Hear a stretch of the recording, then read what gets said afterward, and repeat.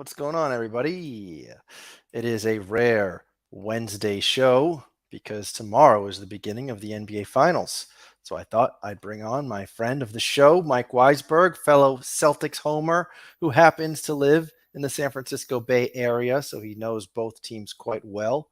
And he can probably name you like what Marcus Smart's average assists line was all throughout high school and college. So here he is. Mike Weisberg, how are you, sir? What's up, bro? How you doing, buddy? Thanks I'm for having me good. on, I'm as good. usual. Of course. I just thought, we got to keep the tradition going. The Celtics were able to get past the Miami Heat. And we talked before that series. You predicted Dallas in 6, I think. That opinion. So, look, we're here's the thing, Tandy. We're in the content business, and sometimes your takes are wrong. Not all the time, but sometimes my takes are incorrect. This is factual. Hopefully, none of the ones that we talk about tonight. But it is what it is. That's fine. I'm now curious if that is the right stat line, by the way, that he it probably is 4.5. I think the funniest thing about Marcus, but he was an incredible high school player, but more importantly, in college, he was an elite athlete for the Big 12. And he had that incident that people kind of forget about now with a fan engagement, basically. A fan called him the N-word, and he jumped into the stands and tried to basically beat the shit out of the guy. Yeah, he didn't fall that far in the draft as a result. I don't know I can't remember whether he punched the guy or not. I distinctly remember him going into the stands and it was a thing, and he got suspended for a little bit. Yeah. Anyway, Tandy, so Al Apes saying he did indeed punch a fan, according to Al Apes. So maybe Al Apes was falling. We can check Google. It doesn't really matter. But yeah. Anyway, how are you? How are you feeling about this Warriors series? I'm definitely a little. What's the word? I'm not as confident as I was going into the Heat series, that's for sure. I just feel that I actually feel kind of similarly that I felt going into the Bucks series. But now it's even scarier because the Bucks didn't have Chris Middleton, and this Warriors team, like the only player that they're missing at the moment is Gary Payton, I think, and I think Iguodala is a little bit banged up. So technically, the three guys who are on the IR, it's super hot in the city right now. So open this up a little bit here. Get a little wind coming in. It's like 70 in the city today, which is hot for San Francisco. I guess as far as the health stuff goes, I know Steve Kerr is talking to the media right now. So we might have the latest updates already out there. But I believe Gary Payton is, I think, likely to be playing game 1. I know he practiced the last couple of days, so it seems like he's going to play game 1. If not game 1, then definitely game 2, given the format of the finals, which are 2 days off in between games, which is big for both teams, but I think bigger for Boston given the issues. Andre Iguodala practiced as well yesterday. And who am I missing? Who's the third? Otto Porter Jr. Otto Porter Jr. also practiced as well. All three of these were full contact practices. The Warriors did a light workout today, to my understanding, which means you're not going like full scale 5-on-5, just to give the audience a bit more perspective. But yeah, it seems like all three of those guys are going to be one way or another available. I think the biggest question is going to be Iguodala's health of those three. And by biggest question, I mean, like, will he actually be able to play? The biggest impact is GP2. Otto Porter Jr., I think, is a really nice player and certainly can provide some different looks. We can kind of deep dive into matchup stuff. That's always really fun. That's stuff that I enjoy. But, all of those guys are apparently going to be playing. Question for the Celtics, and we'll find out more a little later today. What is the status of Marcus Smart? Ime Udoka said yesterday that he didn't expect any issues. That doesn't mean there won't be any. And then Robert Williams is getting healthier, quote unquote. And I think the expectation is that he'll be playing game 1 as well. So we'll see. That's your quick, 911. We didn't have a sponsored injury update. So we need one. that's your Tanny Man injury update for the playoffs Well, as of I right now, appreciate for the that. finals. Thank you, Mike, for that Mhm. breaking news on that Yep, injury yep. update. You need a breaking news sounder. I have one of those. I have Oh, one. you do? But Yeah. real quick, So before we even get to the NBA stuff, yeah, did you see the Nate Chastain stuff today? Want to talk about I breaking did. Should news? we do the breaking news?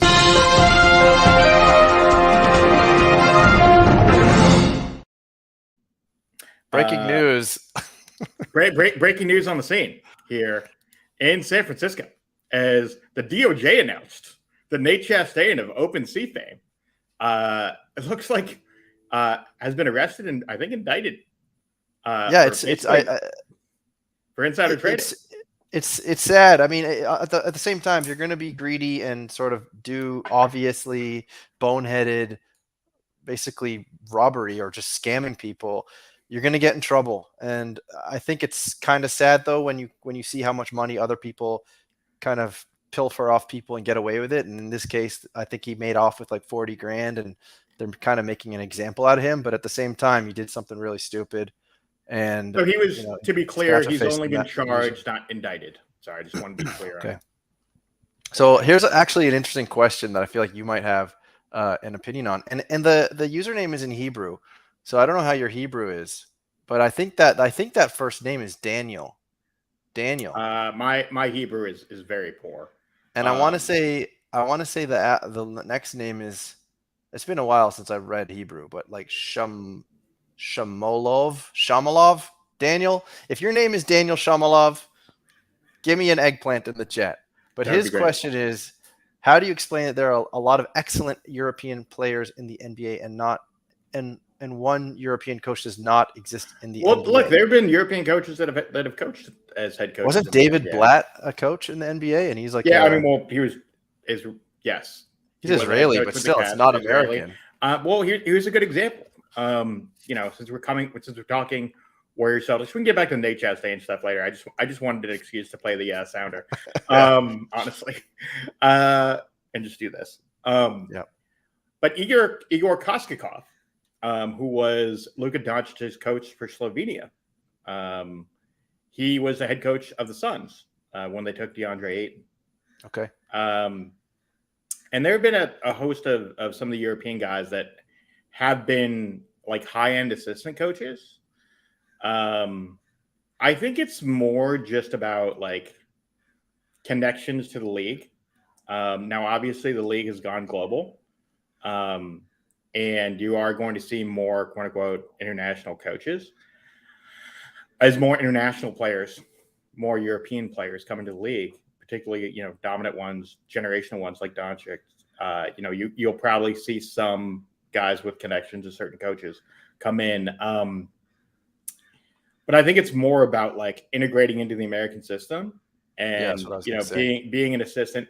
And the other thing, frankly, and look, this goes across the board for any sport, but like having visibility in the US and having visibility into kind of the traditional systems of like how assistant GMs see you, how GMs see you, how directors of player personnel and scouting see you. Like, if they're not seeing you on a regular basis, they're not seeing your work outside of, you may be an excellent coach in some of the great European leagues, whether it's the Israeli league or the EPL league. You are going to see different connections. And the other thing I would just note is, and I know this is probably way off topic from what we traditionally would be dealing with, but I think it's kind of an interesting broad thing is, the European system is so much different as Al Apez says here as far as FIBA. It is such a different game that I think there is a stigma for those coaches coming over because it is a significantly different game relative to the way that American style players play. Yeah, yeah. All right. Well, let's take it back to the NBA Finals now. We got some predictions here.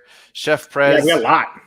he's saying, sorry to say it, but Warriors in 5. That was actually the prediction I listened today to the crossover Locked On podcast. That was what the Warriors personality also thought. I watched that last While night. My favorite part of that, real quick, was the Warriors locked on dude, Cyrus Aldez or whatever the dude's name is. At one point, brought up Nick Stauskas, and the look on Locked On Celtics host John Corrales' face, he just does one of these. He's like, it was like a look of like, tell me you don't watch the Celtics without telling me you don't watch the Celtics. Like, come on. Anyway, so yeah, I've seen that prediction as well. There's some people think Warriors in 5. Wilder saying Celtics in 6. I've seen that. I have seen some people say that. According the ESPN analyst, whatever that means, the majority think. I think 15 of them think Warriors are going to win. 5 think the Celtics.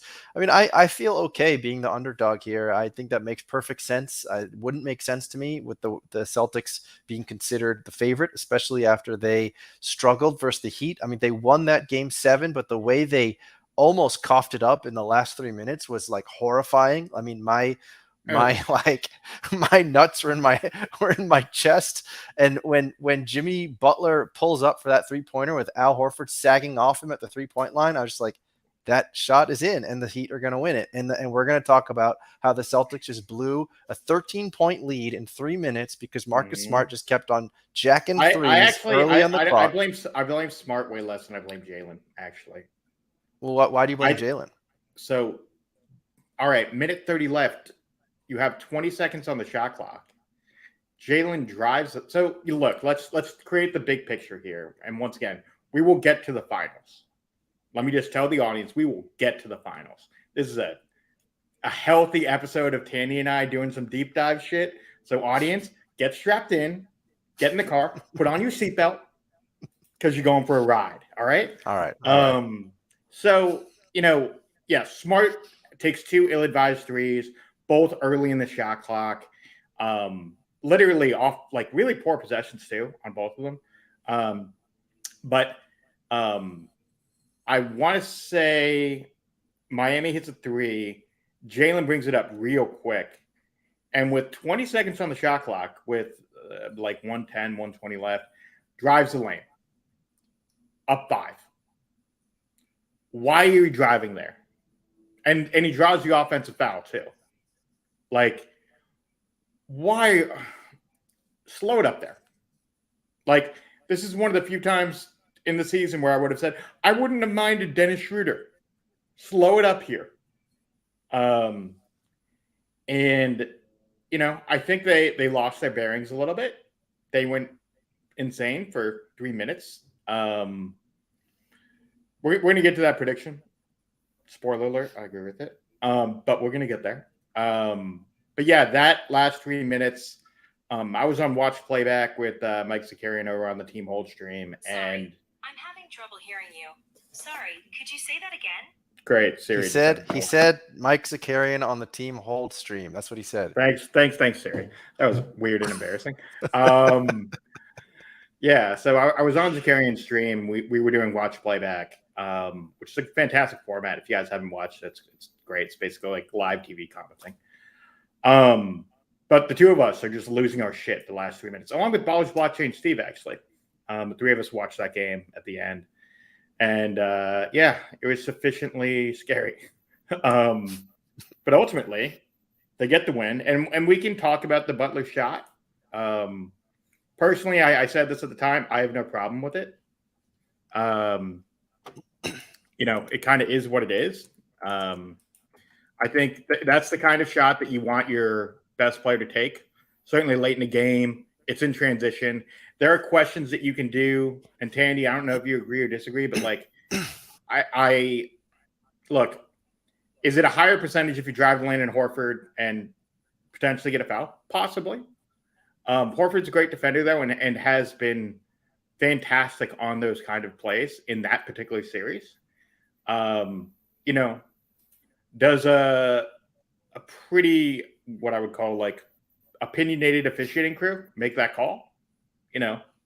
We'll see. But ultimately, I think it's the right thing to pull up from 3 in transition. I'm as Spo said post game. I'm not sure that you get a better shot if you call a timeout, right? An open 3 for Jimmy Butler in a spot where he had just hit a 3 2 minutes earlier. He hit it from the other side, but he just hit a 3 from there. So I get it. I understand the percentage stuff. He'd played for 48 minutes, and he's a 30% 3-point shooter. but the guy hit 4 threes in Game 6. In Games 1 and 2, he was pretty good from 3 as well. I don't hate it. It is what it is. And that also is kind of what he was doing in this series. Like he was putting his his foot on the other team's neck basically, and didn't matter what you thought Jimmy Butler could do. He was scoring 40 points on your head. And so like I think he had all the confidence in the world. It was a wide open look, and like you said, it's very possible that he wouldn't get any foul call if he went up against Al Horford, who's an excellent defender. So I don't hate it at all, and I truly thought that the Celtics were going to lose that game at that point. I really did. It felt exactly like when they coughed it up versus the Bucks, and the Bucks just kind of stole one from right under their noses, and it just felt like, oh my God, it's happening again. And except it's happening in Game 7. Yeah, exactly. And then this time you go home. This time you don't get to say, "Oh gosh, we really gotta toughen up. Bounce back. We really gotta bounce back." It's like, no, now you get to bounce back next season. But thank goodness we're not having that conversation, because no, we're not. Literally, we were talking about the Boston Celtics in the NBA Finals against the Golden State Warriors. Let's fucking go. So here's an interesting take, by the way, and I've seen some other people say this as well, and I think the Locked On guys are saying this as well, which is like, okay, he played a full game, and he's tired, and he didn't want to go to overtime, but that team was broken. Yeah, go ahead. I was just gonna say that team was broken at that point. I mean, but do you really think though that like they didn't want to take the chance to play an overtime? Like that part, I can't really agree with that. No, I mean, look, it takes so much out of you to make that big of a comeback, to make a 13-point run in 3 minutes. It's just exhausting. Like that's a physically exhausting thing to do, both mentally and physically. And another 5-minute period, yes, positive momentum is a thing. But I think most often when you make those kind of runs and you get to OT, most of the time you end up falling short in OT because you're just so exhausted from simply getting there. So Butler thought it would be best just to shoot the 3, try to end it right there. Mind you, there was still 17 seconds left. There's an argument to make about like, if he drives the lane, gets a foul, it's a tie game with 17 seconds left because the Celtics win anyway. I think there is some of that too. But whatever, different strokes, different folks. Well, whatever the case may be, Dream Shaker doesn't get to enjoy the win, and that's what's important here. Yes, fuck Dream Shaker. My man, love that guy. Fuck him. Fuck him and Stan Loves, by the way. Love Stan. Tyler Durden Heaton Discord, everyone. Same guy. Love y'all, but fuck you. That's the beauty of sports. You can literally tell people "fuck you" and you still love them. It's not anything personal, Just, we'll hug you, but it is what it is. Yeah, I agree. All right, so Tandy NFT's in the room, and he also believes that this series is going at least 6, probably 7. There's no reason to think any otherwise. The Celtics have gone 7 games the last 2 series, challenging series. The thing that I think is this, my take on this is that the Celtics, so you can make this argument for either side. The Celtics haven't seen an offense like the Warriors, and I was reading something that 538 put out talking about how the Warriors move the ball around the second most out of any team in the NBA. And they are cutting, they're rapidly moving the ball around. When you look at teams like the Heat and the Bucks, they don't do that. There's a lot of ISO play or just kind of pick and rolls. The Warriors are excellent at moving the ball around. And so a very popular pro Warriors take here is that, first of all, if the Celtics make these sort of like brain foggy decisions that they were making during the series versus the Bucks and during the Heat, there's not going to be a chance to catch up to the Warriors again. Like it's such a like recency bias. Not like watch both of these teams in the regular season, and I think regular season stuff at times you can throw it out. The Celtics hadn't made their big kind of moves yet in terms of the trading deadline. They first played, I want to say, in mid-December. Maybe late November was the first game. I remember because I was out with buddies and I bet on it. Thankfully, I covered, but it was what it was. But the Celtics were down as much as 13 in that game. came back to cut it to 2. My spread was 4, so I made it work. And then the second game on March 23rd, Celtics rolled. That was the game that Steph got hurt with the Marcus Smart dive and got his ankles. But the Celtics have been over the last, there's a bunch of different stats out there, but I'll throw out the most recent one. Over the last 7 years, basically since Steve Kerr became head coach, the Celtics are the only team with a winning record against Steve Kerr. So, matchup wise, they know what they're looking at, and they've gone through a bunch of different iterations. The idea that this organization doesn't know how to deal with the Warriors is a fucking stupid one. And there's a bunch of reasons for it, whether it's with Brad or with Ime. Steve Kerr, yes, he'll switch a bunch of different looks. He likes to throw a lot of switchy man at you, which is what they did during the KD years. They basically played a lot of exclusive man because they could switch everything with those lineups and occasionally throw a zone at you. With this particular iteration, they're going to mix and match. They're going to throw a little 2-3 zone at you. They're going to throw some man at you. They're going to throw some 1-3-3. We've even shown them do a little box and one. We can talk about the kind of matchups to matchups on how some of the basic stuff that I think the Warriors offense will do. Because they run so many splits, the Celtics are going to switch let's take these one at a time. To your core question on the offense stuff, right? Warriors offense, Celtics defense, strength on strength. Yep. What the Warriors do is they run a split and curl heavy offense. They run a lot of picks, and it's open. It's very open, but you start out with that Draymond pick, and then they're just going to hit you with 3 or 4 different great looks, and they don't make mistakes on that front. Yes, they turn the ball over for a ton, but the beauty of their offense is kind of that Achilles heel, is because they're playing in some ways such beautiful basketball, and trying to do so many intricate things that they will turn the ball over a little bit.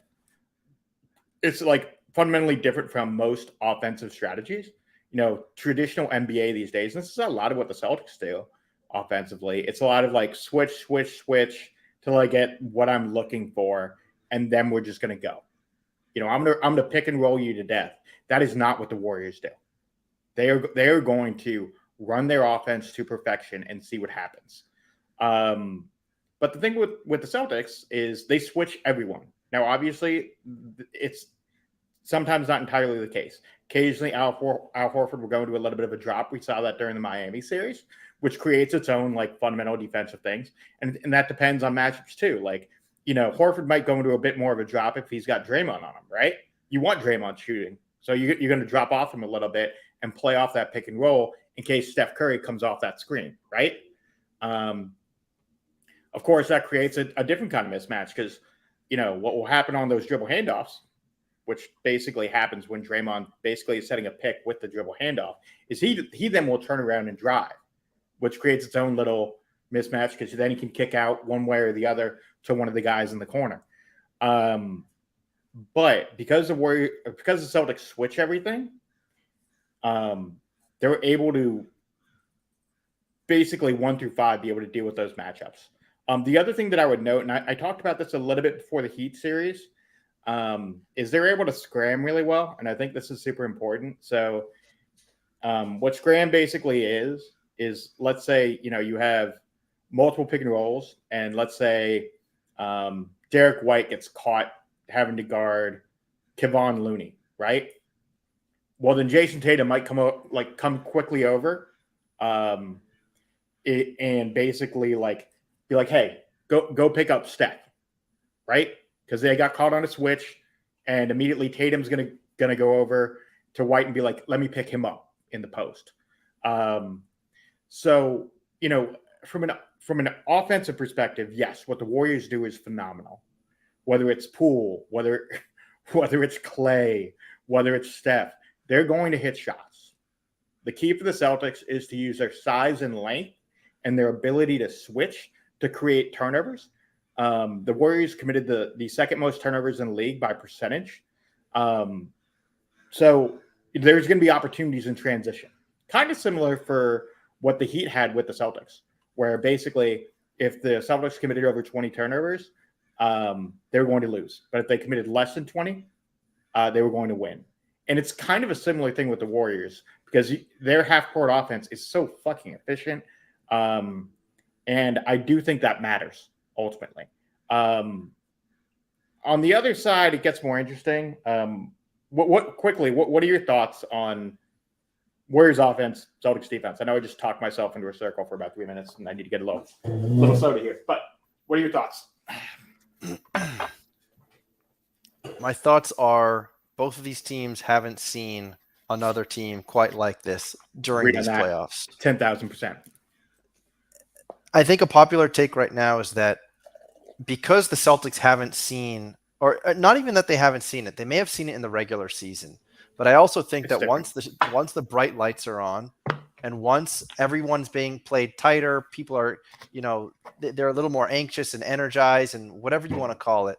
I feel like the Celtics might be more surprised than the Warriors are when this series starts. And that's why I think a popular take right now is that the Warriors are going to play really well in game one and probably take it. They're at home. They're in game one. They probably take game one. I hear that take. Can I counter it? Go ahead. I love it. The counter to that take is you look at the Warriors' path. They have not played a defense this long and this athletic that gets into the passing lanes like the Celtics do. They're an elite defense. You look at their defense since January 6th. They were 105.6 basically from that date. And everyone else was sitting somewhere like the second team, which I think was Phoenix at the time, was 99. Or sorry, but how do you answer the counter though, Mike? That yes, the and I agree with you. The Celtics defense is incredible. Everyone talks about I just think so let's walk through their playoffs. They played a Denver team that couldn't defend and was missing their two best players. And we can walk through the case for Boston too. You play a Memphis team without Ja. And I know people will say, well, Memphis is a little better defensively without Ja. I get it.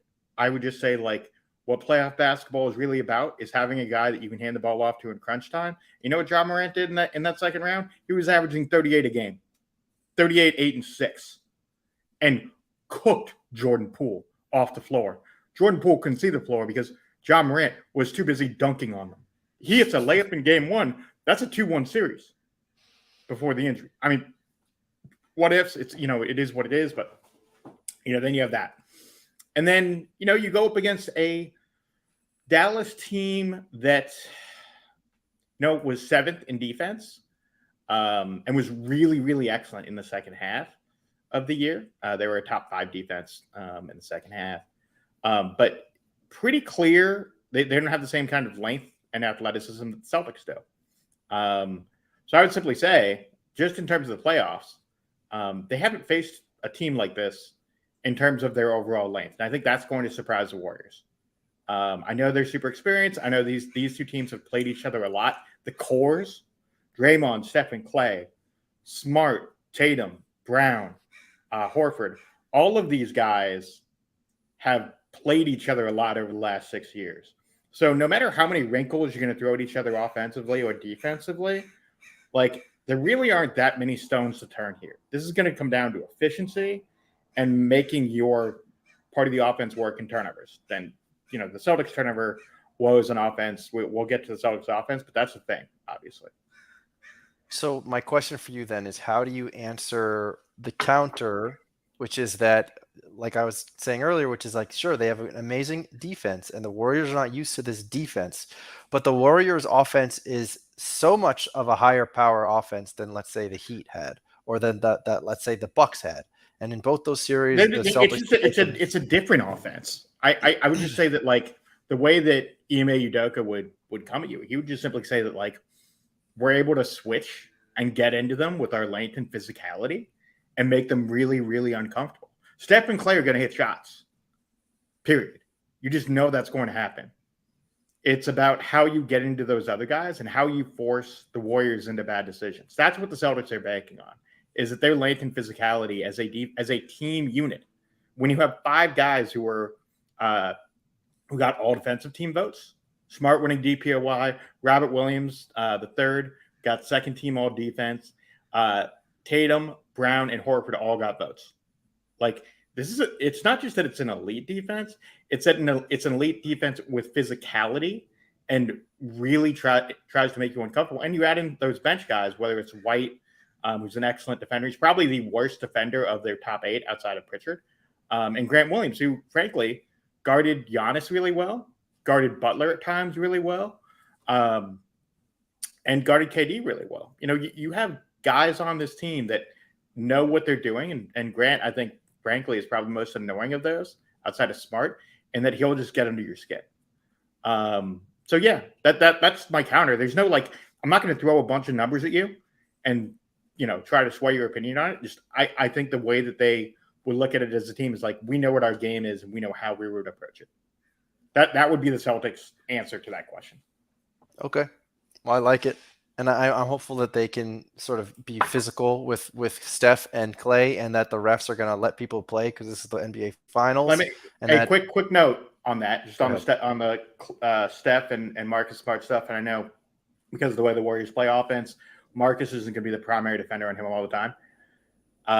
Fun stat on Steph when Marcus is guarding him. As a primary defender, Steph shoots 29%. With Marcus as the primary defender. I heard this stat. I know. That's exciting. That's fucking impressive against the best shooter of all time. Yeah.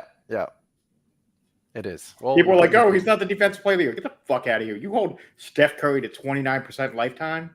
Sorry, bro. It is what it is. Yeah. I know that's kind of a small sample size, but like, because you only play twice a year, but yeah. Anyway. So then what is the key matchup or matchups then that you're looking at? What are some players that you think might surprise on either side? What are you looking for? So I think the Warriors offense gets dissected to death, and I think rightfully so.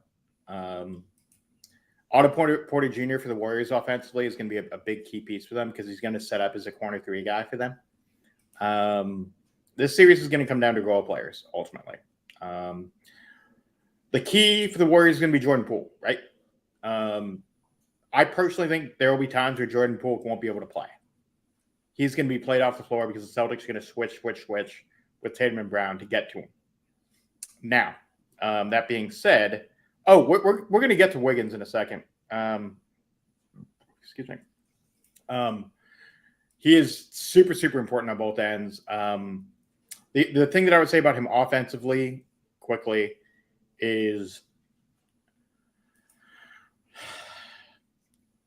his length does pose an issue, but I don't think he'll be able to get to the boards the same way he did as easily in that Mavericks series, just because of the way the Celtics rebound and they box out really well, despite the fact they're actually not a great defensive rebounding team. They do allow a much higher percentage of offensive rebounds relative to the rest of the NBA. They're a bottom 3rd team in that respect, at least in the playoffs. In the regular season, they were basically average. But I think defensively, I think the Wiggins impact is going to be overrated. You know, elite players score. And, you know, people are like, oh, Andrew Wiggins had such a great series against Luka. Luka averaged like 36 points a game. Yes, he made it tough on Luka, but it was more that the Mavericks offense couldn't hit threes, that their role players were not able to hit key threes. Like you were depending on Maxi Kleber to hit corner threes. Sorry, that's not going to happen over a 7-game period as much as I would have liked it to have. As far as the Celtics go offensively, yes, they're going to switch to death and get to Jordan Poole. Now, the key here is I'm going to nerd out here for a second. Basically, what the Warriors did against Luka Doncic isn't that different from what they'll do to Jason Tatum, which is even when the Celtics switch to get to Poole. So what I mean by that for the audience, and I'm sure you guys understand, but I just want to be clear on context. So when let's say Tatum gets the ball at the top of the key, he's going to be guarded by Wiggins. Well, Wiggins isn't going to guard him because you're going to have that initial screen, probably by Al Horford or Robert Williams, and then they're going to screen again to try to get to Jordan Poole. It'll probably be like he might have Jaylen Brown on him, whatever. But however it works, you get it to him. And what's going to happen on that initial pick is what they did to Doncic is they basically hedged, meaning they came out over the screen and basically did a hard double. And Tandy and the let me be clear. That's actually more. Let me be clear. That was probably more Obama than it was Bernie, but hey, I'll take it. Let me be clear. Let me be clear. So when you do that switch, basically they hedge and do a double team. Now the problem for the Mavericks is because they weren't able to make their open threes off that first pass, or even that second pass, it created difficulty for them. The Celtics, because of their size, they can just go over the top of that double and immediately hit one of their guys for a corner three, whether that's Horford or Grant Williams, or if you decide to be a quicker decision maker, which is what Tatum and Brown typically do, they're going to go right around that double and try to drive the lane. And if Robert Williams is in there, you throw it up for an alley-oop, or alternatively, you kick it out to one of your wing guys, try to reset the possession. And that's basically what this offense is going to come down to. Derek White's going to be key because the Warriors are going to play off him quite a bit. I'm not sure how much Peyton Pritchard we're going to see in this series, just because he's kind of a below-average defender. Although the Warriors don't really pick on guys, so we'll see him in bits and spurts. Outside of that, I don't really think you're going to see much outside of the Celtics' normal rotation, depending on health. I mean, I think they have real questions if you're seeing Daniel Tice minutes. That ain't great for the Celtics. If Daniel Tice is in for any serious amount of time, like 15, 20 minutes, that's not great. So, I think it's all relative. But, if we're talking breakdown for breakdown, the key for the Warriors is run your offense. Steph and Clay are going to cook because that's what they do. I think the key is going to be those role players, those role wing guys, whether it's Gary Payton Jr. In that short role. Because one of the things that the Warriors love to do is when Draymond comes off that pick, off the dribble handoff, basically what happens is the big comes up and Gary Payton Jr. is wide open for a quick dunk. There's some other stuff there too. If Payton Jr. is in the game and Time Lord's in the game at the same time, the Celtics are more likely to put Time Lord up against Gary Payton Jr.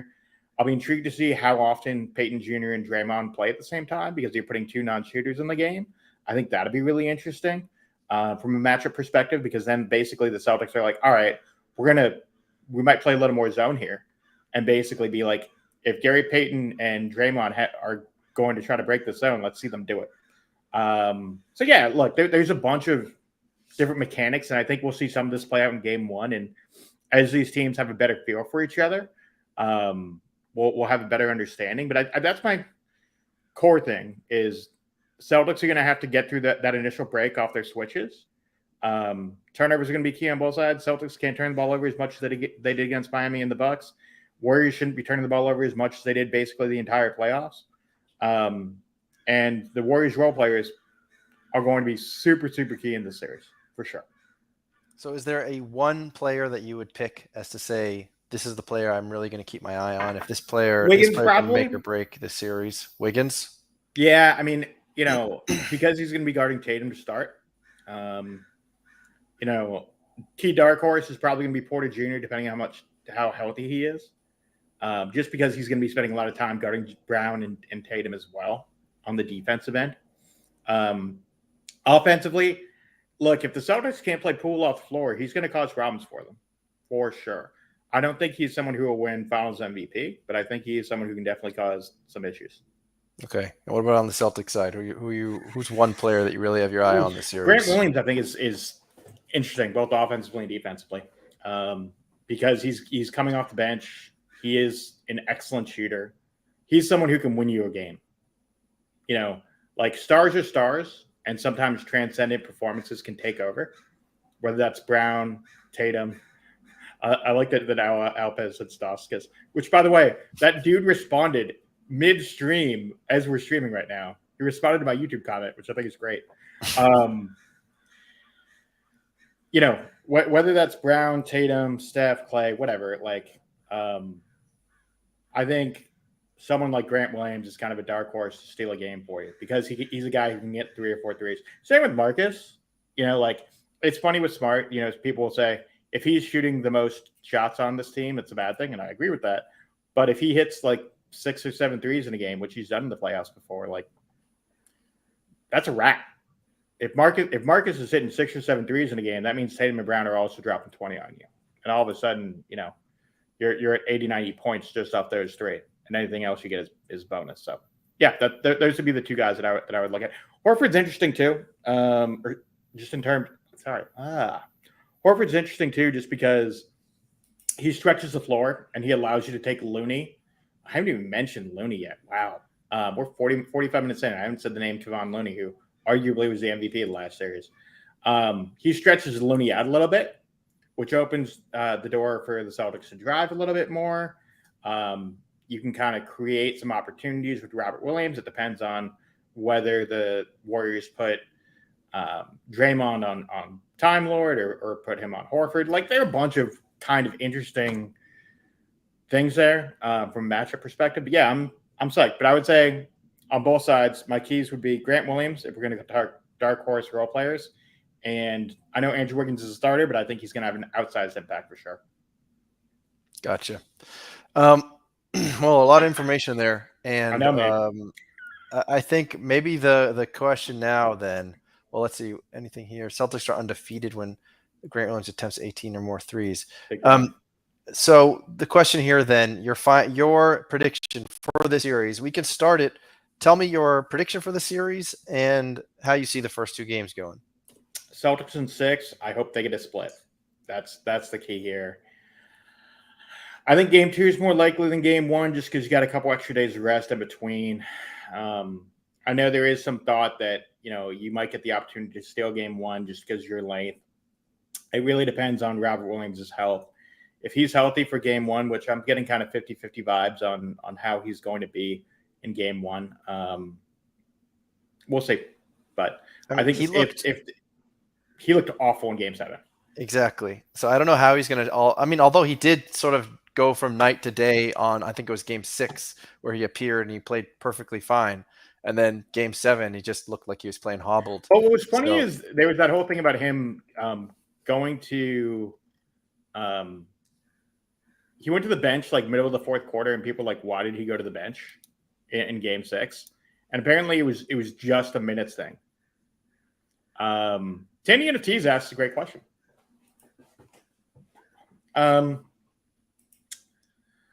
Typically, I think the prevailing sentiment is Kerr. But you could say the same thing about Kerr in 2016, right? You have a rookie head coach with the Warriors at the time coming in against a veteran team. So, different strokes for different folks. I think Ime has done a fantastic job. He coached his ass off in that Heat series against arguably one of the best coaches in the league, if not the best, in Eric Spoelstra. And I think the other thing that's kind of underrated about him is he was in the league for over a decade, for 8 years, and then has been a coach for over a decade with, basically coached under Popovich for 8 years, then went to Philly, and then with Brett Brown, who was also a Popovich guy, and then went with Steve Nash to Brooklyn. And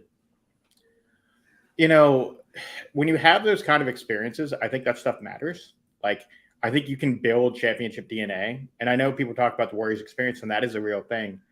But I would also say that also works for coaches. Like, yes, he's a first-time head coach, but, he won titles with the Spurs. He coached Duncan and Ginobili.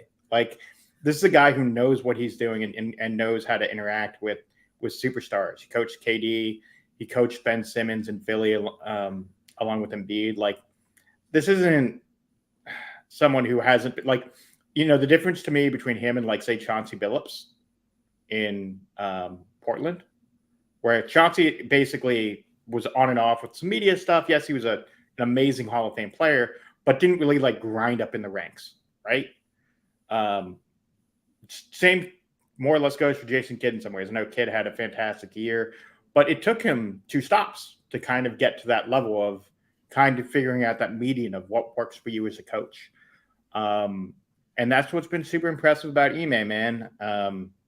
He has zero filter, both publicly and privately, and he's willing to challenge dudes.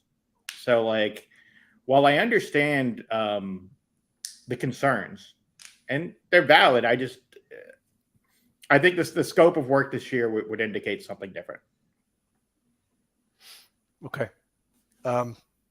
Yeah, I think we've seen incredible front office stuff from the Celtics this whole year. It's Shout out incredible Brad that, Stevens. yeah, Brad Stevens, to take this team from the beginning of the year, which just looked dreadful. They looked terrible. It was ISO ball. They were so bad that Mike Zakarian changed his favorite team to the Denver Nuggets, and I always tease him in the comments. So they've done incredible things, and that shows a lot about Ime Udoka and how he was able to take a bunch of guys that were literally like fighting in the locker room. Marcus Smart calling out Jason Tatum and Jaylen Brown, telling them to pass more, and to go from that in the same season and to do like a complete overhaul of several of the players, including starters, including key role players, and just do that all in the same season and now be in the finals. It's almost unheard of. Like, I can't think of many other examples. Hasn't happened really. Not in this way. Sorry, Tanny, for cutting you off there. The only thing that I would just quickly say about the front office, that says way more about Zakarian. Fucking traitor. Jeez. Clip that, Zakarian. Clip it, bro. No. So I think it's interesting when we talk about the front office stuff. Yes, Danny Ainge left. Brad Stevens gets bumped up. By the way, everyone knew that Ainge was leaving for Portland or Utah. So I'm not surprised that they ended up in Utah as the president of basketball operations. But what was interesting to me in the moment, even before the season started, is that Brad kept the staff. So Austin Ainge stuck around, surprisingly. He did not leave the organization. Mike Zarin stuck around as the assistant GM. So he had an established staff in place that kind of knew what they liked. And it wasn't surprising. It wasn't unsurprising to me that the first thing that Brad did was trade Kemba. And was like, Kemba for Horford and a pick. Danny wouldn't have done that. Danny's not trading unprotected picks. That's not what he does. But pushed the right button, got Al Horford in place. Now Al Horford's about to have $26.5 million guaranteed next year. Then he makes the deals at the deadline, trading for Derek White. Once again, unprotected first-round pick and an additional pick swap. In order to acquire Derek White and Daniel Tice, they traded out Romeo Langford, Schroeder, a couple other smaller guys in those deals, but Enes Kanter, most notably, Enes Reed. I'm sorry, my mistake. It's interesting, man. Quick note, Tandy. You know that Jabari Parker played on the Celtics this season? Joe Johnson played on the Celtics this season. I know that. It's weird to think that those dudes played on this team in November and December and could potentially get a ring. ISO Joe, the MVP of the Big Three. I know. And also, man who got the biggest contract in NBA history at the time of like $180 million in the moment. Pretty incredible that those dudes might actually be getting a ring after like 15 years in the league. Anyway, sorry. That was me going on a tangent. But yes, Brad Stevens, Executive of the Year. Check it off. We're done. Yeah, great head coach in Ime, and great leadership as well from Brad. So it's an interesting storyline, of course. Celtics are going into this as the underdogs. Perhaps they shouldn't be the underdogs, but the general public definitely believes that the Warriors are the stronger team. Why do you think Vegas has them at -1? Has the Warriors as a -160 favorite? I have my feelings, but I'd love to know why you think that's the case.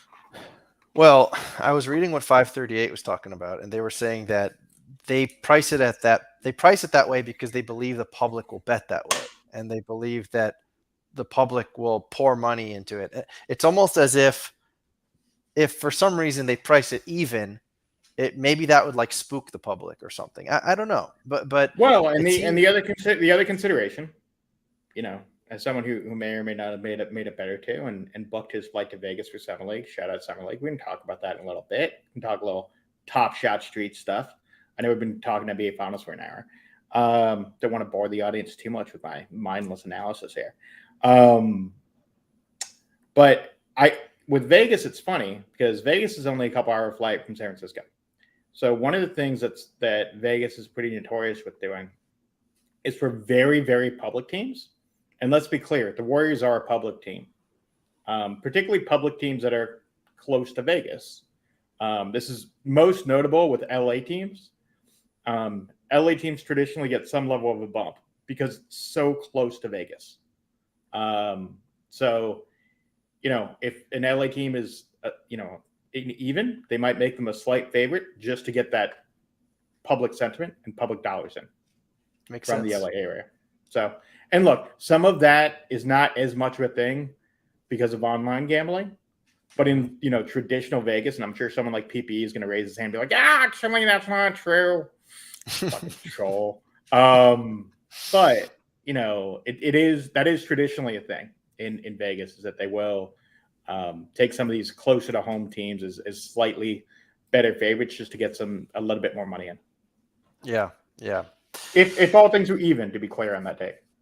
Sure. Anyway, bottom line though, to close off here, you're thinking a split. I'm also praying for a split. First two games. You're thinking Celtics in 6. I'm thinking, why should it be any different than the last two series? Celtics in 7. We're all going to be just pooping our pants and, poop party. Not a pool party. It's going to be a poop party. It's going to be a poop party. I think the Celtics are going to, if they can win this in 7, I'm sure they're going to do something stupid and like almost lose the game. And, I hope that during this series, we don't see like massive blowouts. I wouldn't mind massive blowouts by the Celtics, but I hope that we don't see, for the good of the general public, which, by the way, tuned into the Eastern Conference Finals at an alarming rate. I don't know if you saw that headline, but the viewership numbers were super high for this Boston versus Miami series, and I just hope elites out here just jacking up the ratings. Exactly, it's the coastal elites. So I hope we at least get some good games in there. It's not a bunch of blowouts like so much of this playoffs has been. I mean, these are two elite teams. I think a lot of people have been really excited to see these teams face off, especially the narrative that the Celtics have maintained after the All-Star break of just being this elite defensive team. And the Warriors too, but the Warriors are the Warriors, and they're always going to be this elite offensive team as long as Steph Curry and Clay and this death lineup. So it feels narratively one of two ways. It's like, you're capstoning the Warriors' legacy ultimately, right? Like that's a thing of, what is Steph's legacy? What is this broader team's legacy without KD? Like there's all of the Warriors stuff, right? And those are all like valid and interesting and like fun conversations that we can talk about for hours. I don't want to bore the audience with the 10,000 things you've heard on First Take, First Things First, whatever. It doesn't matter. First things handy, all that shit. But I think that to me, speaking as a Celtics fan, I think the more interesting conversation to me is about like from a Celtics perspective, it's like this new generation, the guys who are under 25 who are coming up. If Tatum gets a title here, that's an amazing story in terms of, the road that he went on. KD, Kyrie, Giannis, Butler, Steph, and Clay. That's a hell of a, road basically to go through, and kind of stamps him as a guy leading into that narrative of like, you could win an MVP next year. Like you win the MVP. Yeah. You win the finals. You win the finals MVP. Next step is winning MVP. You've already got that stamp. You're starting to build that legacy. Same is going to go for Jaylen Brown. So I think that's – and by the way, you're getting the Celtics back in the finals, first time since 2010. Narrative legacy brand, whereas that newer brand of the Warriors who've been dominant over like arguably the team of the decade, basically. So yeah, man, all of this stuff is fun. It's sports. Like this is the shit that we like actually want, right? Like these are the conversations we actually want to have when we watch sports, because it becomes these ultimate like fun debates about the things that we actually enjoy, Of and the course. things that matter. I think if the course. Heat had won that game 7, people would be like Warriors in 4. Oh, absolutely. Warriors in 3 if the Heat won that series. But anyway,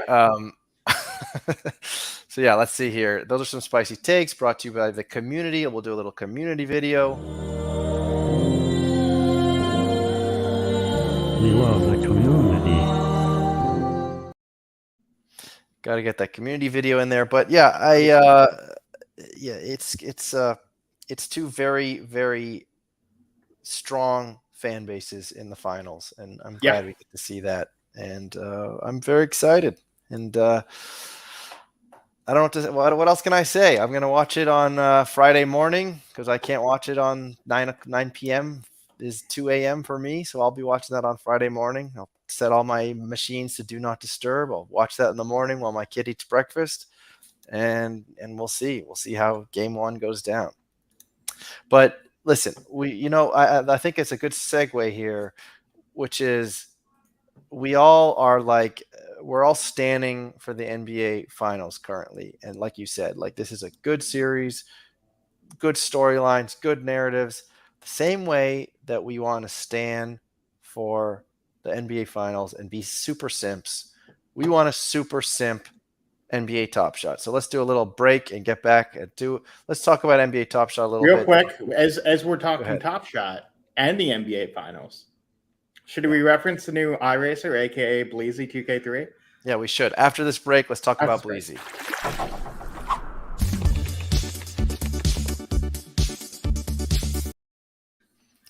Al Apes, that's a good one. No, he doesn't eat breakfast for 3 hours. But yeah, so friend of the show, a very close friend to Mike and to Dream Shaker over there and the Boards to Buckets and on the break is B Bleezy, who not only won tickets to the conference finals, he's now semifinals. The conference semifinals. Sorry, he is now, which is also, which you could even argue you'd rather almost see Giannis. I think I'd rather see Giannis.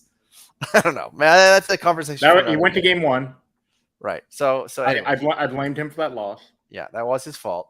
But now he won finals tickets to the game.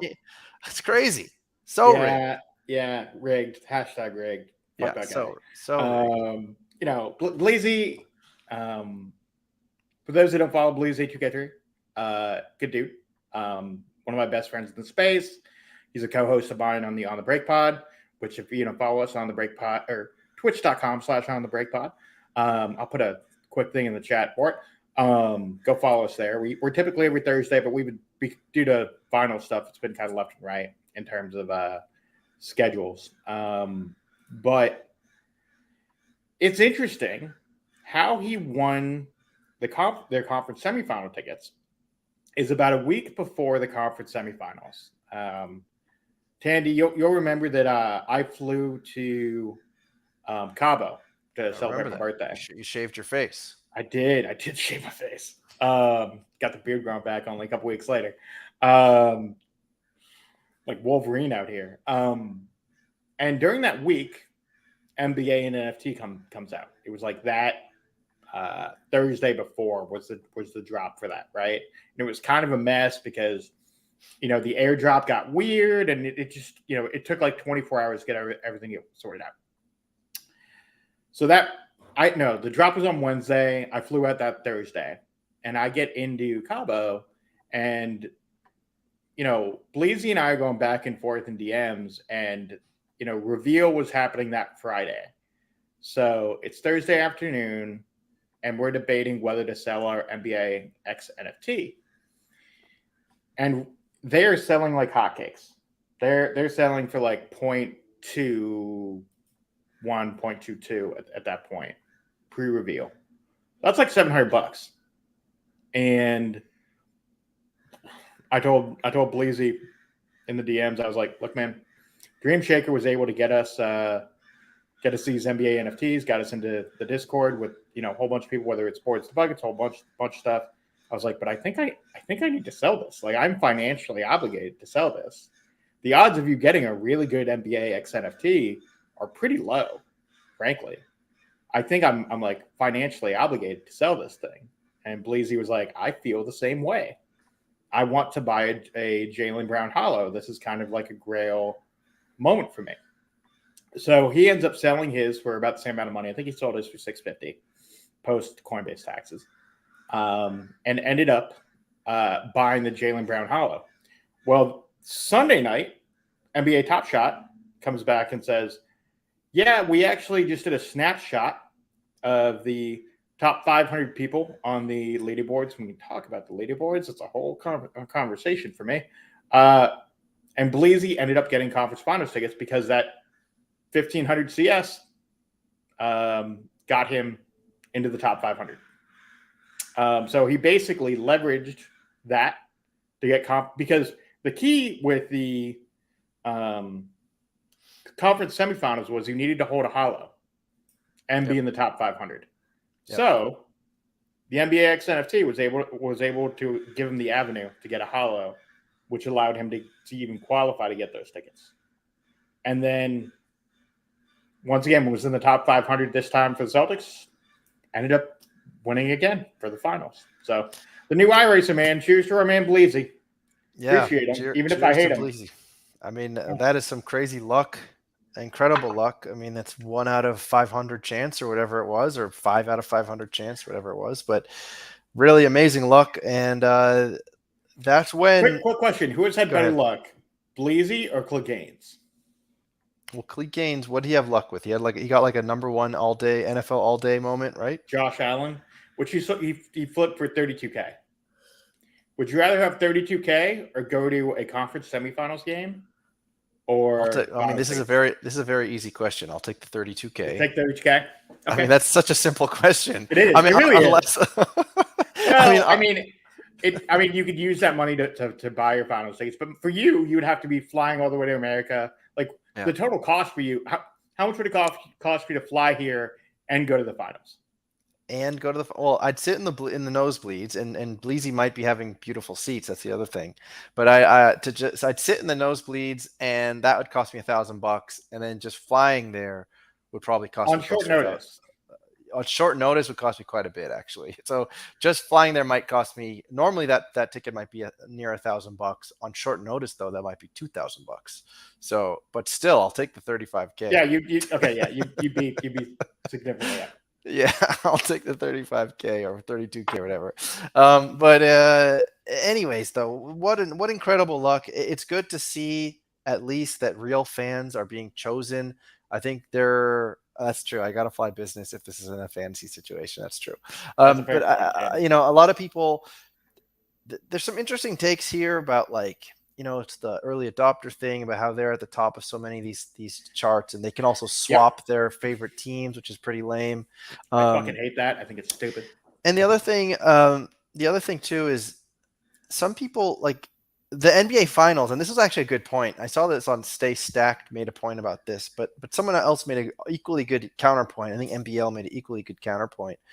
But if you're a NBA diehard stan, like all NBA stans want to go to the finals, like whether or not you like the Warriors or the Celtics, you want to go to the finals. And so I feel like what Top Shot could be doing is segmenting a little bit better. So like have this many tickets for the fans, have at least one ticket, let's say, for anyone, all these people that have dumped tons of money into the platform. I think that'll be all right.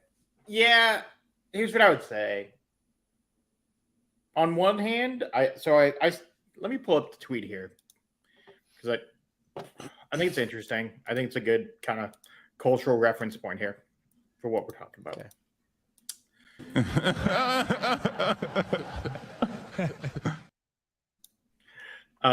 So I've got him here. I like it. So hold on. Let me switch this over here. All right. Let me zoom in a little bit so people can actually see what we're looking at. I don't understand why they limit who they select based on your favorite team on the platform. My spend over last year was in the top 0.001%, but I'm automatically deemed not eligible because I'm a Laker fan. Honestly, my current opinion is honestly kind of yes. Like, I get it. You dropped a ton of money on the platform. And maybe they send like a handful of fans. Maybe it's like one or two. But like, if I spend a lot of money on my team and my team's leaderboards matter for me, I should be rewarded for stacking the team that I ultimately really care about. Because if we're talking future of fandom, I wouldn't want a Laker fan going to a Celtics Warriors NBA Finals game, right? But I think that Laker fan should at least have a shot. Like I agree. it should be a small shot, but they should have a shot. I don't think just yeah. I think because otherwise you're going to create a lot of sour grapes like in this situation. And I think Right. in this case he does have a reason to be a little bit upset. Um, I think it also in my mind there's different ways to collect and there's different like paths people take. And I think that if people are take And different paths, like you're gonna stack. This goes back to this whole Top Shot score conversation. Like if you're gonna show your fandom by stacking a bunch of Enos Freedoms to show that you're the best Boston Celtics fan, then like that's one strategy, and you should, because you have put in that hard work and that sweat to prove your spot on the list. You should be rewarded for that, no matter how dumb it is that you're stacking Enos But- Cantors. You should be. agreed. But Tandy, the flip side to Stack's point that I would kind of make to him is, if you're someone who's 0.001 on the platform in terms of money spent, you have VIP experiences, right? It's not like Top Shot doesn't reward those people. They give you all kinds of great benefits and comps. And they have done, like, for example, earlier this year for a handful of VIPs, I think it was like 10 to 12, something like that. They brought them to a Warriors game and sat them courtside. So it's not like VIPs don't get preferential treatment on certain things.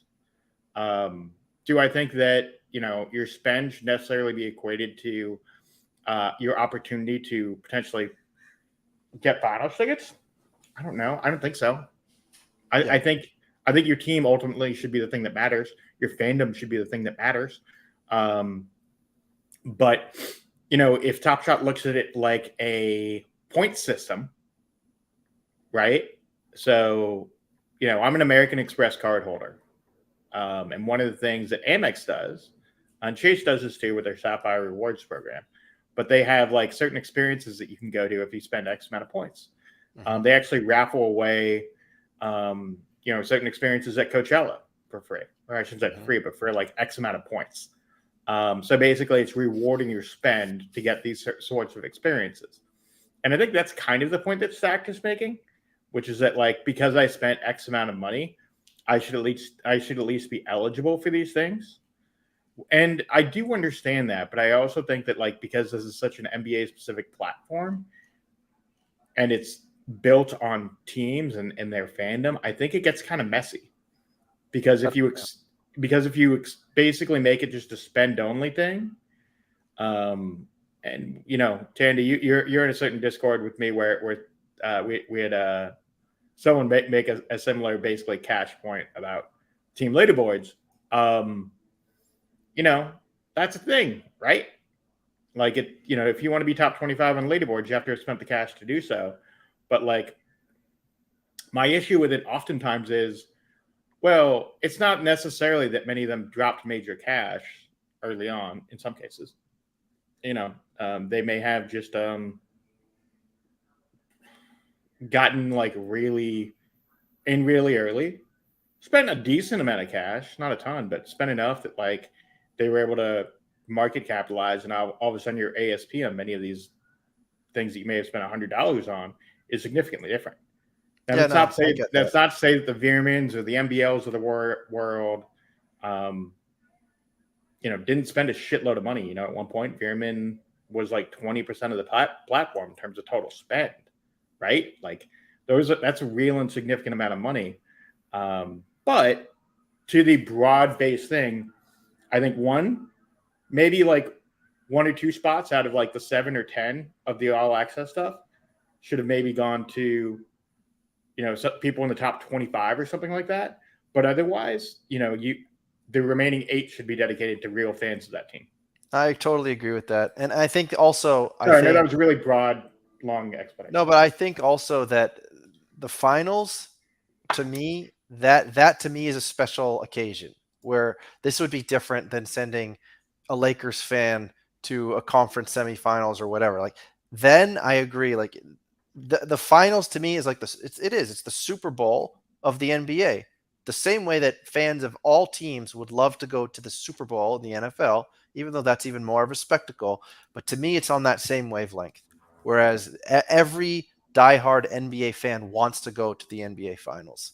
And I think that's just the point I would make. So I don't think that would be a difficult fix, honestly. I think it would just be, yeah, you just get a couple options for those people, and everything else is for the actual fans. And so I don't feel strongly in any particular way about this, but I did understand some of the frustration there. What else can we talk about? I think like let's say we want to choose something to talk about for like another 15 minutes or so. What do you want to talk about? I know we'll be Should we going talk for about an hour 15. Geez. I know we could go for another hour 15, but, I kind of want to wind down here soon. So, do you want to talk about? You choose the topic, man. Spin the wheel, Tandy. You know me. I'm open to anything, bro. All right. Why don't we talk about these packs that are upcoming and how there is no trade ticket option? That was something that upset. That was something that upset me. I saw that. Did Janie respond to that tweet? No. I mean, and here's the other thing is like we know that, and I thought that was a fair question too. Like I don't think I was trolling. I don't think I was like. Whenever I put out things like that, I try to be as unemotional as possible. It's truly just like, I'm upset. I'm upset that there's no trade ticket option. The reason why I'm upset is because, from what I understood, from what some of that communications that were coming out was that like we understand this supply issue, and that's why we're cutting down the packs. We're not going to have packs for the rest of April. May, we're going to see like half trade ticket option, half cash option, and then also they mentioned that in the future there's going to be MGLEs and hollows, and those are going to be the trade ticket sinks. You're going to be able to buy those with trade tickets. But then I just don't get why, if that is the thinking, why we now have 4 or 5 packs where there is 0 trade ticket options. I just don't get that. Apparently it's an accounting thing. What does that mean? Let me stop you. What does that mean? Look, I don't work at Top Shot. You don't work at Top Shot. We don't like. I'm only going off. I want to know why. I'm going off what Janie said in the 9 Lives Lounge Discord. Hey, by the way, play the 9 Lives Lounge drop because Yeah, I'll play that. And then hold on, real quick. What's your take on Plump Cats? Plumpy Cats. It's about as good as my Goblin Town take, which is probably about 0. Other than like, hey man, invest your money in what you want to invest your money in. Sometimes you hit, sometimes you lose. It is what it is. All right, we'll do a 9 Lives Lounge look in real quick.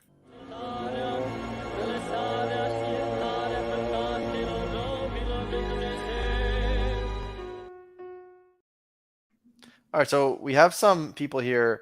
So first of all, yeah, Chef Prez is happy. Chef Prez, please tell me why you're happy. I'd love to know why you are happy. Collins thinks it's a legal issue.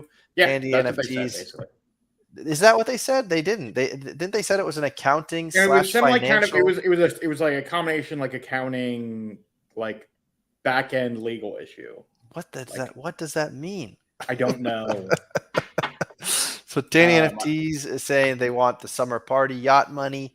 Tandy NFTs should have made that clear. That was, they should have said account equals they want Roham's yacht. Or that we need the Diplo yacht. Oh Jesus! Quick note on that: is it weird that there was no one on the yacht? I think that's the funniest part of that video. I think that was weird. It almost. I mean, I hate to get all cynical, but it's almost like a. You could almost liken it to sort of going halfway and then trying to figure it out as you go. And it's like, all right, we rented the yacht. Oh, whoops, we forgot the whole like invite our friends to the yacht part. I was watching what was it? Not Top Shot Takes. What show was it last night? I was watching one of the shows last night, and they're saying that yacht.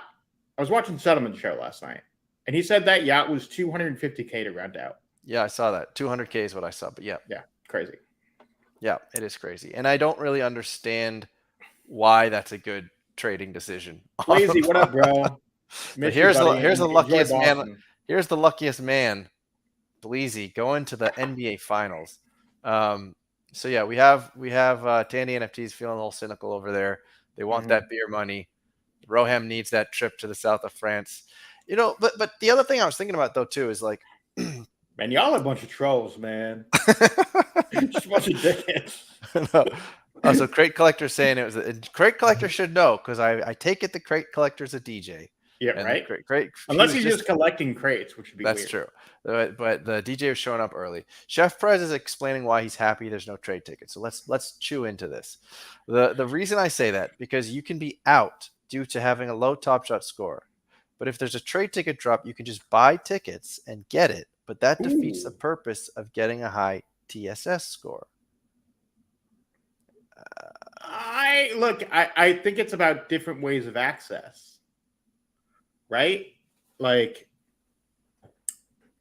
I think there's an optionality and a hybrid to, I think, different avenues for gated. Jeb, I think there's different avenues for trying to create access. That was part of the reason why they went away from CS, right? Is they felt like CS gated things. So I do think that they want like different avenues for allowing people to get packs. And I think they're still experimenting. I hate the idea that, hey, we're still in beta. Guys, we're in beta. I don't know if you know, but we're still in beta. Hold on, there's a video drop for that. Hold on, I have to interrupt you. Try to make a point now. Keep on talking. Oh man.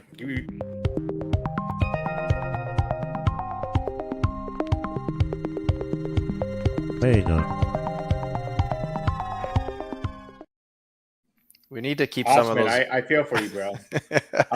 We need some of those video drops to be a little more sloppy. I like when they sort of cut people off and just in the middle of an important statement. But go ahead. Right. That's the only way that you can produce your show correctly. Absolutely. Here's what I will say about this rare drop. I like Collins BK's point. Only 3.2K packs available. I like it a lot. Yeah, you gotta do it the Forrest Gump way. I like it a lot. I do like it. Actually, no, that's a Dumb and Dumber. Is that Dumb and Dumber or is that Forrest Gump? Forrest Gump. And then Dumb and Dumber made fun of it, basically. All right. Okay. You're not wrong. All right. Shout out Providence with Dumb and Dumber. Anyway. Yeah, man, here's what I would say about and then there were 4 drop, because I think that's basically what we're leading up to here. Couple quick points in it. One, it's fucking weird we still don't know the mullet yet. Like, I know Zakarian's talked about this on Morning Marketplace, but it's just like, guys, this might be a legal issue, whatever. Like, can we just give us as content creators content? Instead of me bitching about your product, how about just give me more stuff to talk about? We want to simp. We want to simp. We're literally trying so hard for you guys. We're giving you free content. You're not even paying us, but we're giving you the content. Just give us the avenues. We want to clip it. We want to put it out on Twitter. We want to get that engagement farming. Just let us fucking do it. Instead, Top Shot, you're putting us in a space where we have to criticize you for doing the most basic shit. Just do the thing, okay? And I know it's like a legal issue, but like, guys, just do the thing. I know. And Federico, my simp drop, the music got flagged by YouTube, so I have to make a new simp drop, unfortunately. Ryan, I think this is funny. Yeah. Echo chamber of takes. Yes and no. I think there's like some level of echo chamber within the space, but like, what are we talking about here? We're talking about basically 20 to 50,000 people and maybe 10 to 15 content creators, if that. And it's like the issues that like Tandy and I both have had for Top Shot. I don't necessarily entirely want to speak for Tandy, but like, if you come out too harsh, I know, right?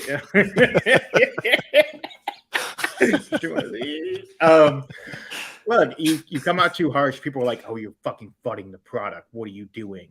At the same time, like, there's like this weird careful balance of a product that you actually, I talked about this 2 weeks ago, I guess, but like talking about a product that you actually like and believe in, and like our general thought and want is that we actually love and enjoy the product. And like there are a bunch of tangential issues that like we as content creators are going to continue to bring up because they're like staring people right in the face. Now, some of that is Twitter echo chamber stuff, which is super fair. But it's also like kind of the only things that you can talk about if we're not able to get the things that we want, right? And what I mean by that, Tandy, is just like they're kind of basic needs for the community. I think at this stage of the game, like I'd love to be able to know what these moments are. I would rather talk about that than bitch about Top Shot stuff. Like, Sure, but what if we could just like assume what these moments are going to be? Just take the 2 best players on each team. I Does mean, that fix your there's gonna issue? be the Jalen dunk. But You does that know, fix your issue? Is that what you're upset about? it's more just like I would rather I would rather things work the way a $7.5 billion company should. I guess it's like it's not just about the urge to still being strong, Tandy entities. It's actually more that just like I'd love for things to run smoothly. I'd love to just to like quickly look on the website, be like, all right, here's X, Y, and Z things happening. Here's everything that's coming out. Here's how we can inform the community. Now, look, it becomes an echo chamber of takes and that stuff too. You can be like, oh, this fucking moment sucks, or this moment's great because of X, Y, and Z issues. But like, oftentimes right now, it's becoming like these interwebs of back and forth comments between like content creators getting mad about not enough actual things happening or happening on the timeline that maybe we would like versus, Dapper being in beta and trying to get stuff done. But like, they keep making these promises of saying stuff like the app was going to be out by summer,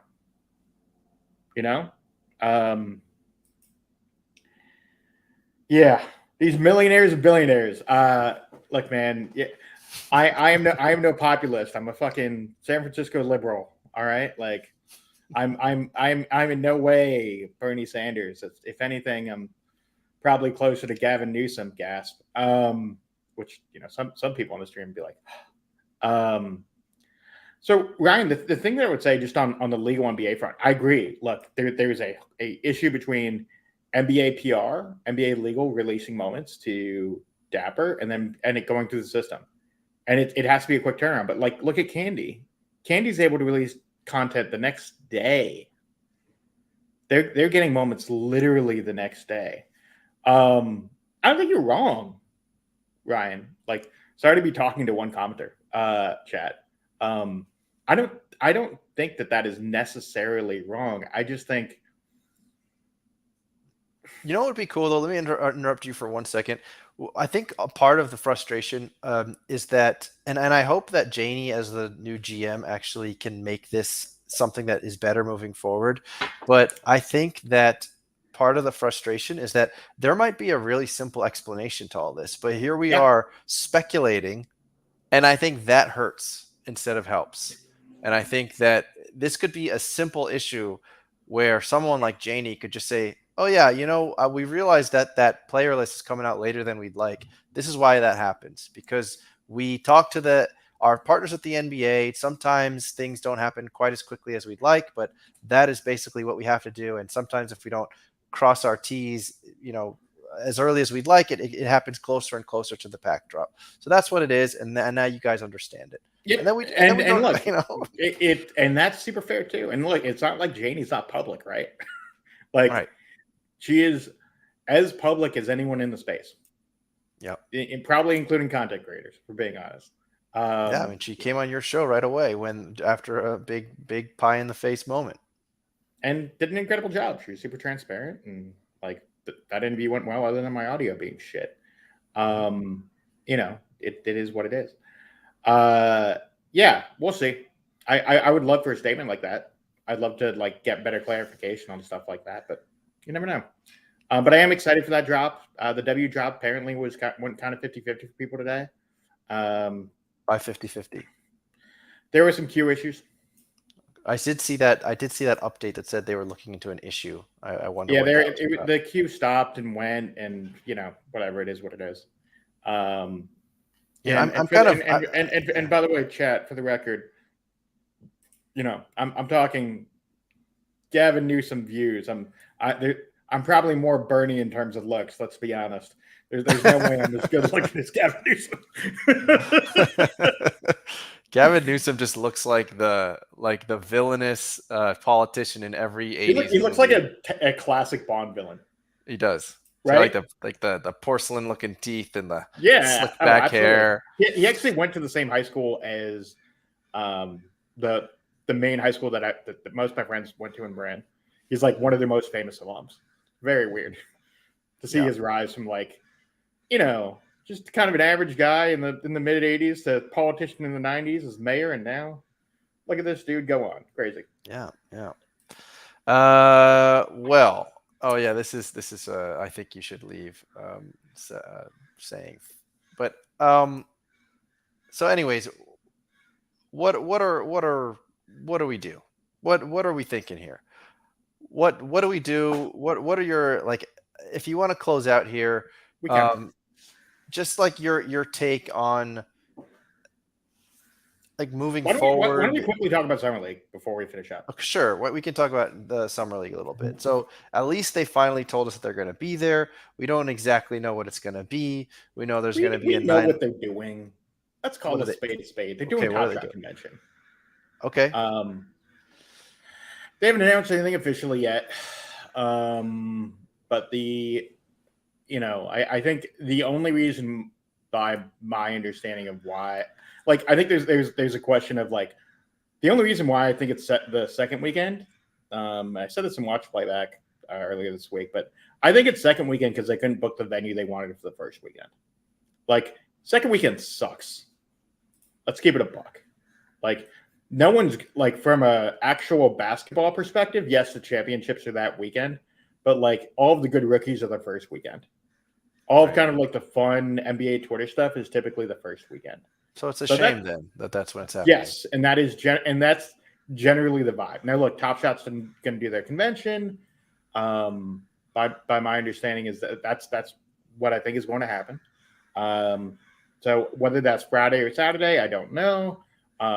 I'm getting in on Thursday. I just booked my flight. I got to figure out what hotel I want to stay at. I think Summer League will be super fun. I'm super excited for what they're going to do. But I do have. It's disappointing that it's not the first weekend. That's my main takeaway. I think it's going to be amazing. I think it's going to be a great way to meet a lot of people.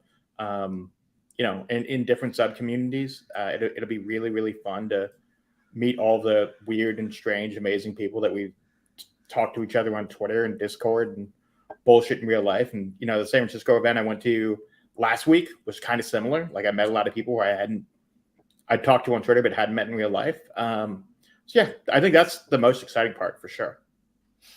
Tandy, I wish you were going, man. I do too. I mean, there's all these wonderful events that I don't unfortunately get to go to. I would love to go to at least one of them. But yeah, I think it's going to be a great time. So you're going to be there then for that. Are you also going for that first weekend, or are you just going to go for that second weekend? I can't pull that off vacation wise. I have a real world job. I haven't made some fake NFT money like some people out here in these streets. Right. If only you bought a goblin. God, if only I bought a plump cat, Jeb. Jeez. Well, the plump cats, they're pretty stable in terms of price, but those goblins, on the other hand. Whew. Talk about a free mint fucking blowing up. What are they at 4 ETH now? I think they might even be higher than that. Let's see real quick. Goblin Town. First of all, number one ranked NFT in terms of volume. 4,753 ETH of volume. The floor is 6.9. Nice. ETH. Nice. Very nice. 7 ETH for a free mint, and that's in 10 days of run up. That is just out of control. So would you sell right now? What would you do? Oh God, I don't know, because this makes no sense. It makes no sense that it's even this high. It's so fucking stupid. I Look, mean, I would have sold at 1 ETH. I would have sold at 0.5 ETH. I would have sold at right? 2, 3, 4, 5. So yeah, the answer is always yes, and yet it keeps going up. So who the hell is buying at 7? Who is buying at 6 and at 5? I mean, people could have said the same shit about Bored Apes, but like, No, and that's why people are buying, because they feel similar vibes for whatever reason. They think that this could be the next big project. Well, here's the weirdest part, right? What have been like the blue chip projects in space? Probably. Basically Bored Apes. Before that, it was CryptoPunks. Well, let's even go like after Bored Apes. Like the bigger projects on the block were stuff like Cool Cats, right? Cool Cats, Like Suzuki, World of Woman. Yep. And it was a big deal when many of those crossed like 10 ETH. That was a big fucking deal. Mind you, ETH was at a higher number, so crossing 10 ETH was significantly more money, blah, blah, blah. But like, this stupid fucking project is about to cross, like, it's 7 ETH. Oh, it's already. I mean, it's already past World of Women. It's past Cool Cats. It's past some of these projects that have done real tangible stuff in the space and are putting on that. But that just shows you that this whole space is not based on real anything. No. It's just, I mean, this is like a meme. There's another NFT project right now called what's this game? Like, if you do it or buy this NFT or I'll do it. And it's a picture of a guy like tugging at his wiener, about to cut it off with a knife. Buy this NFT or I'll do it. That's what it's called. And all of the NFTs are a guy tugging on his ding dong, about to cut it or smash it with a hammer. And that has 646 ETH worth of volume and a 0.2 floor price. So nothing makes sense. And that's what you're saying, is that cutting yourself off, is a money making procedure. The same way that us ending the show and cutting ourselves off could be a smooth way to end the show. Sorry, that was a terrible transition. I was going the place that you wanted to go. If you want to slice off your ding dong for ratings, then go. I would not do that. Sorry. You want to slice off your dick for ratings? That's an all timer right there. Yeah, I was more just going to the place of that it's been nearly 2 hours, and I know that you have to go. Yeah, I know, but we'll end the show by showing you this NFT. That looks like Beavis and Butthead trying to cut off their dick. Right. So if you want a floor NFT, there you go. Give me back my ape, or I'll do it. And it's a guy about to cut his ding dong off with a pair of scissors. That is pretty fucking disturbing. Yeah, I would agree. That is legitimately. I mean, it's nowhere near as disturbing as that rape NFT was 9 months ago, wherever that shit was. Remember that project? Vaguely, I don't even remember that. It was basically about like women, and they ended up having like women like that. You know what Jeb's gonna do? Jeb is gonna buy a bunch of these on the floor, make them his PFP, and it will just fucking skyrocket. You know who did? Alexo, the man who owns every moment on NBA Top Shot, bought one of these slice off your ding dong ones. And what was funny? Wondering how you would have figured this out. Yeah. You know what was funny about the one that he bought is that it was a person with the hand out, but the ding dong didn't make it to the hand. So it was like a shriveled ding dong, and the guy still had like the laser beam. A little bit of micro penis. Yeah, he had like the micro penis, but then he had the laser beam lightsaber, and he's about to slice it off. Anyway, you say nothing but sense, but I'd argue it all makes sense. All right, Eric, I need you to explain that one to me about how this makes sense. Hey, Al says, would you slice off your dick for finals tickets? No. I mean, Al, if you would slice off your dick for finals tickets, then I think that says a lot. I literally have enough Dapper to take out of my Dapper wallet right now to buy finals tickets if I want to. Right, but what if you didn't have to touch your Dapper, but you did have to slice off your penis? I mean, these are the questions of our time. Yeah, do you have enough Dapper, or do you cut off your dick? These are the real insignificant questions of our time. Yeah, this is not financial advice, but slicing off your penis, it may get you an NBA Finals ticket. There's only one way to find out. Yeah, I mean, if with I'm not. I was about to get myself into trouble holding myself off I there. feel like we're already in that We're region. already in a zone where people can clip these conversations out of context, and it's just going to end horribly for us. Oh man. Oh jeez. Eric Fernandez, I thought we were talking about the future of fandom. Yeah, This is the future. the new KYC should require it. I agree. That would definitely stop multi-accounting in its tracks. Man, Al Lopez, why you got to be so rude, bro? Micro D for a mega whale. Yeah, I like it. I mean, maybe. Jeez. Maybe take a shot. You only have one shot at it. I mean, it depends. You might have more than one shot at that. I mean, you might have. Okay, I see what you're saying. And once you slice it off, it's over. Nothing says fandom like self-mutilation. So I Kind guess of that's like that Celtics fan who got the Celtics 20, yeah. 21, 22 It's kind of tattoo. incredible. Bring that's it still full alive. circle. Yeah, Yeah. there you go. You just took us right out of that region nicely. Yeah. So yeah, we'll see if that tattoo holds the test of time, or if he's going to get. By the way, laser so you have removed. Celtics in 7. I have Celtics in 6. Yep. Chat largely has Warriors in 5 or 6. Poker Pro Eric, you've been like not here. It's very disappointing. What does this mean, Poker Pro Eric? You just hit 5 LeBron James? What do you mean 5? What? He got an MG Elite LeBron James? Have you done the steady break stuff yet? Yeah, so they were actually at the San Francisco event. So hold on. So Poker Pro Eric, let us know, like, how does this work, or if you know how this works? Do you buy into a break? Generally, you buy into a break, and they have varying levels. So you can buy into a break for as cheap as like $5, and I actually spoke to SETI at the event just to get like a better backstory of kind of what they do and how they're able to acquire so many packs. But basically, it's fair. At least I landed the yacht and there were people here. But Steady was super early.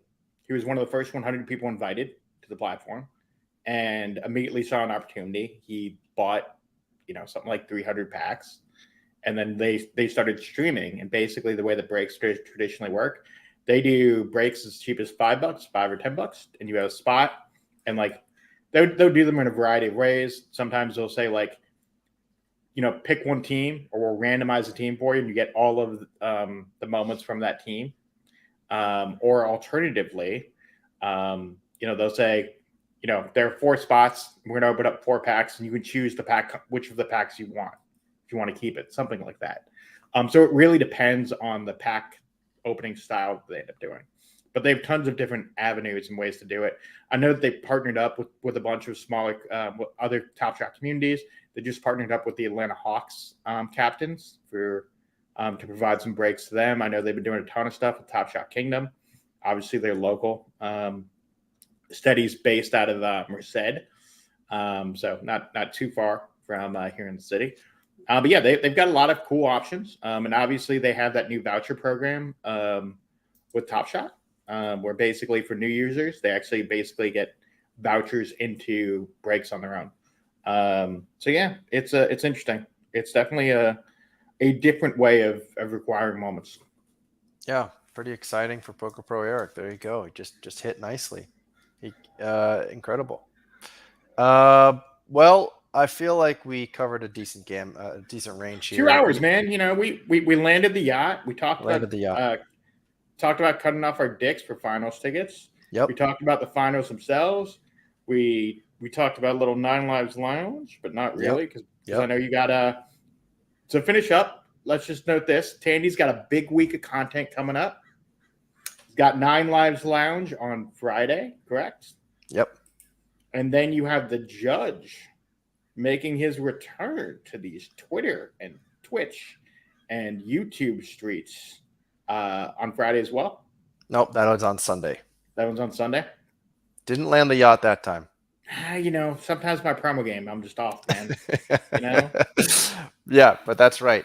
So Friday we're gonna have the 9 Lives Lounge. That should be exciting. Hopefully, we get to get a deeper look. That velvet cloak is going to be pulled back all the way back, and we're gonna get to be able to hear about all the news that's going on with them and all these big news day for them today. So that's gonna be exciting. And Yeah, we didn't even fucking touch on that shit today, which is a Yeah. whole thing. Quick rundown on that. How did you feel before we go? about the Nine Lives Lounge thing. Mostly, I guess my big takeaway is the amount of packs that they're going to control. I thought that to be the most interesting subpoint. Yeah, I think that's cool. It reminds me of a book I once read about this famous promoter called Bill Veeck. Yes, the Oakland A's promoter, most famously. So he once did this thing where he gave someone Jeb's got jokes. like 50,000. He gave someone like 500 packs of not packs, but like a huge massive thing of popcorn, and they got to like choose how they wanted to distribute it amongst the other members of the crowd. So I think that's fun. I mean, it's interesting. I want to hear from them like what they plan on doing with all those packs, because that's a crap load of packs. Fucking packs. So Jeb, 14,000. you could try it and then let us know if it works. Yeah. Yeah, so it's cool. I think it's cool.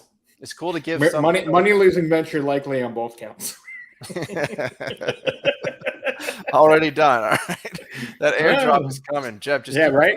Trying to get that 10% at one of those legendaries, baby. Hey, Yeah. that's what we call influencer packs, right? Yep.